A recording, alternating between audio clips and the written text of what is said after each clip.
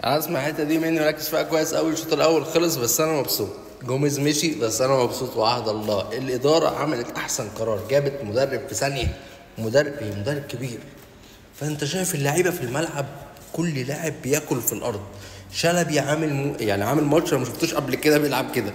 بيتحرك صح، الباس بس، يعني هو الباس عنده في مشكله، بس بيتحرك صح. سبرنت بالكوره ما شاء الله شغالين عليه. مش لاقي حد عامل ماتش كويس، يعني انت مش لاقي عامل سبرنت فكرني بجاريس بيل هرب. نفس السبرنت وبتاع، بس الفكره هو الباص كان فيه فكره، بس يعني ما ساعدوش.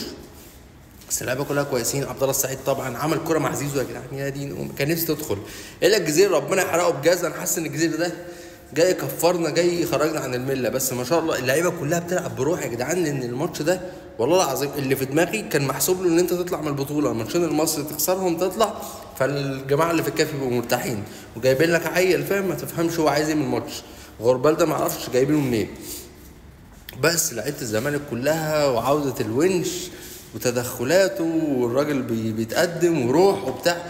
الواحد مبسوط. الزمالك يا جدعان انا مبسوط قوي، ربنا يكملها على خير. هو جون بس عشان ناخد ال3 نقط ونخلص، ان الفرقه التانيه اللي كسبتك خسرت.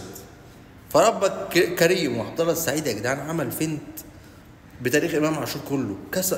كسر 3 في فينت واحد عدى من نص الملعب.